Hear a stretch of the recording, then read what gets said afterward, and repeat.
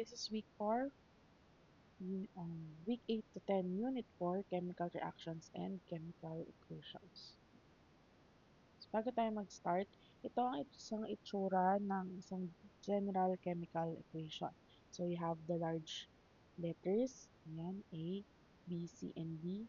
So, ito yung nagre-represent ng ating mga chemicals. So, or chemical compounds. So, example is H2O, ayan, CO2.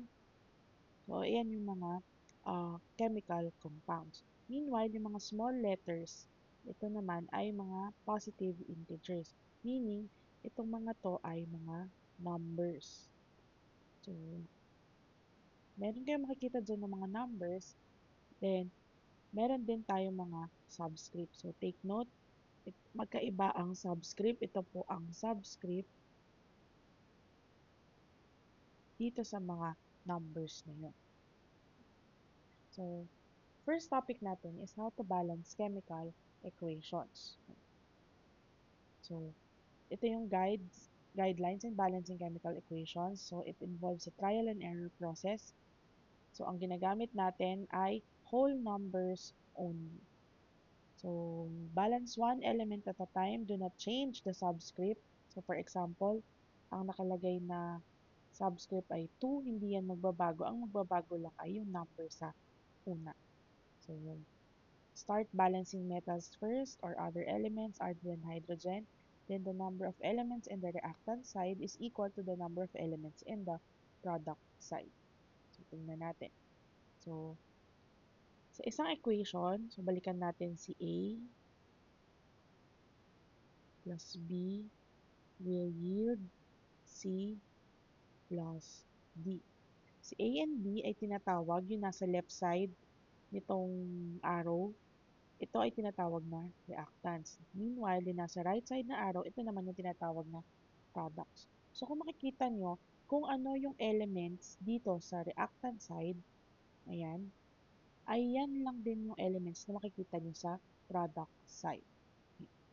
So, in balancing equations, so, una nyong gawin ay identify nyo muna each element present on the reactant and product side.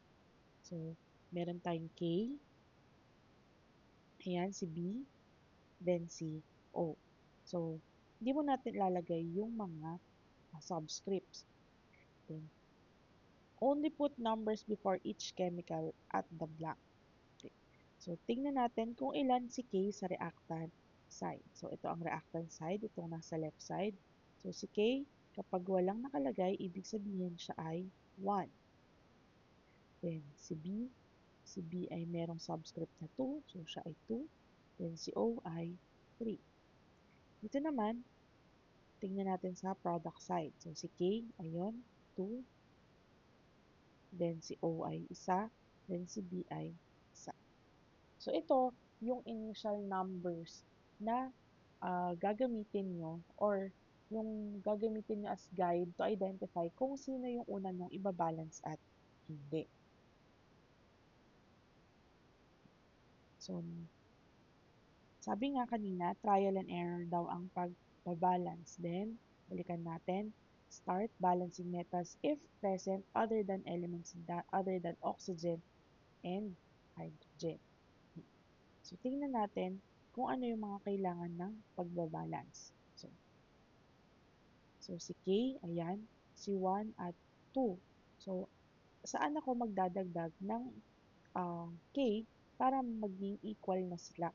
So, since ito ay 2, ito ay 1. So, pag ito, dinagdagan ko dito ng isang K, magiging balance na siya. So, hindi ito addition. So, kung gagamitin nyo dito ay multiplication. Anong number yung i-multiply ko kay 1 para maging equal siya kay 2? So, yun ay 1 times 2. So, ibig sabihin, 2 yung ilalagay mo dito. So, 2, 2. Okay. Balance na. Since ito ay 1, hindi maapektuhan si oxygen. So, pwede na tayo mag-move kay B or kay boron. So, meron naman daw tong 2 dito sa reactant side and 1 sa product side. So, Sino ang ibabalance natin? So, ang ibabalance natin ay yung mas mababa. Dapat mag-equal siya dun sa mas mataas na number. So, ano ang i-multiply ko kay 1 para maging 2? So, ganun pa din, 2. So, pag ito, ilalagay ko na dito kay B. Yan. So, tingnan natin, balance na ba? Balance na. So, tingnan lang natin si O.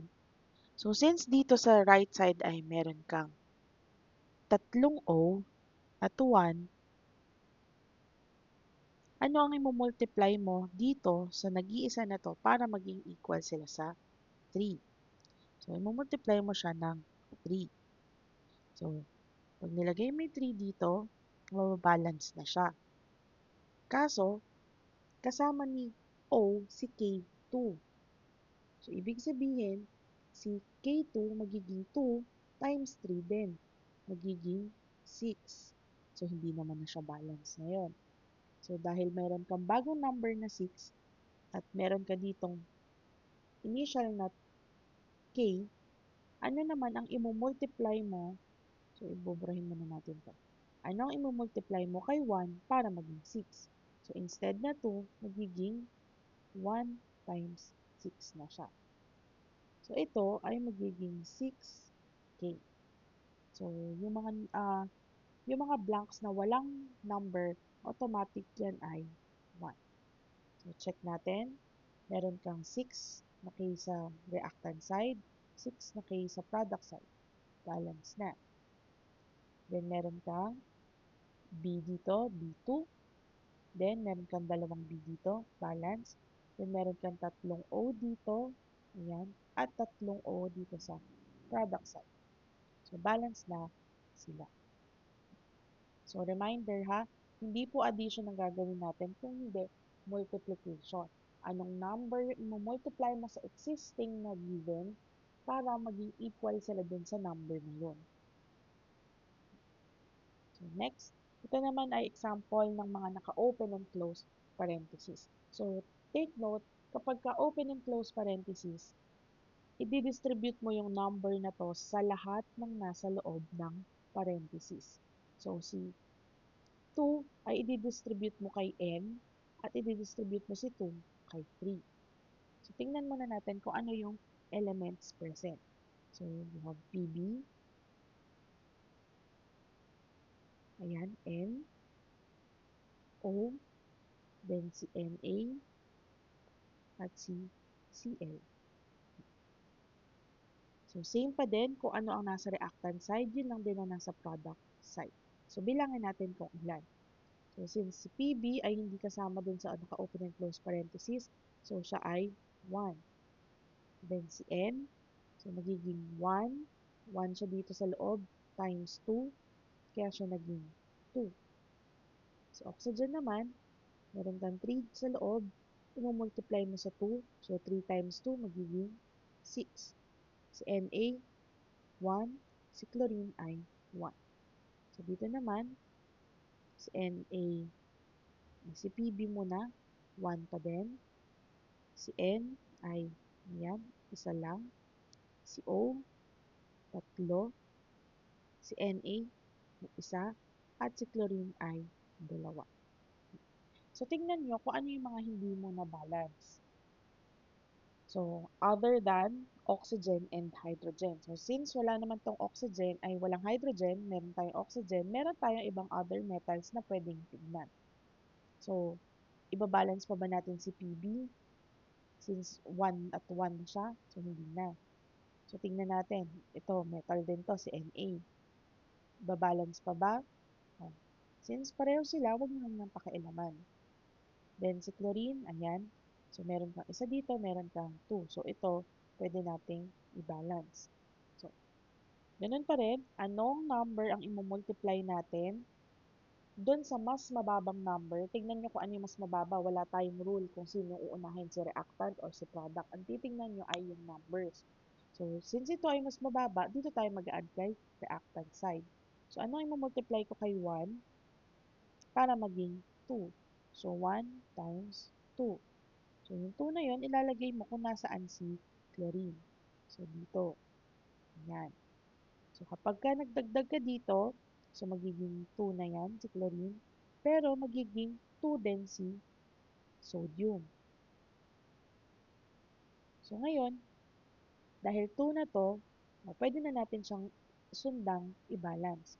So, since ito naman ay 2, sa kabila naman ay 1, magdadagdag ulit tayo dito ng 2. Ayan. So, 2Na. So, magiging 2. So, balance, balance. So, tingnan natin, dahil ito ay magbabago din, ayan, si N, saka si O3. So, si N, na dating 1, magiging 2 na din. So, 2. Then, si O3, magiging 3 times 2, magiging 6. So, na-balance, na-balance. So, the rest, kung hindi naman nagalaw, wala na kayong dapat ilagay kung hindi 1. So, ganun yung pagbabalance ng mga chemical equations. So, hindi tayo mag-uumpisa sa hulaan. Titignan natin step by step kung sino yung dapat natin i-prioritize. So, kung nakita nyo, kung inuna natin i-balance si N at si O kanina, magkakagulo. So, since inuna natin, i-prioritize natin si metals, nagkaroon siya ng cascading balancing reaction. So, another one. So, same pa rin ang gagawin natin, i-list down natin yung mga elements sa reactants and product side. So, we have Hg, and meron tayong O. So, bilangin natin ilan? Hg ay isa, O ay dalawa. Dito naman ay Hg ay dalawa, oxygen ay dalawa din. So, ito muna yung una natin i-balance sa Hg. So, ang multiply natin kay 2 ay kay 1 para maging 2. So, 1 times 2. So, lalagay natin yan sa tapat ni Hg. So, 2. So, magpa-balance pa ba tayo ng iba? So, wala na. So, 1, 1. So, ganun lang yung pagbabalance. Another one. So, next. Same pa din. Elements present. Aluminum, oxygen, hydrogen, bromine. So, same pa din. Aluminum, oxygen, hydrogen, bromine. Ilan ng reactant side? Aluminum, ilan? So, since hindi siya kasama dun sa parenthesis, ang subscript na ay 1 pa din. Si oxygen, 3 times 1. Si hydrogen din, 3 times 1. Plus, meron pang isa dito, so magiging 4 na siya. So, tandaan nyo, ang pagbabalance ay pagsasama-samahin nyo lahat ng similar species or elements. So, ito, meron kang hydrogen dito. Ayan, 3. Tapos, meron kang isa dito, plus 1. Kaya siya naging 4. Then, si bromine ay isa lang. Then, dito, 1. Si bromine ay 3. Si hydrogen ay 2. And si oxygen ay isa. So, sabi nga, huwag i-balance yung hydrogen at oxygen muna. So, tingnan natin.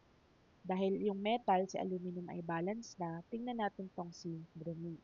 So, meron kang 3 dito at meron kang 1. So, dun tayo sa mas mababa. Ano ang multiply natin dito para maging 3? So, any number or the number itself, ay magiging 3. So, pag nilagyan natin na ng 3, so, balance to, naapektuhan si hydrogen.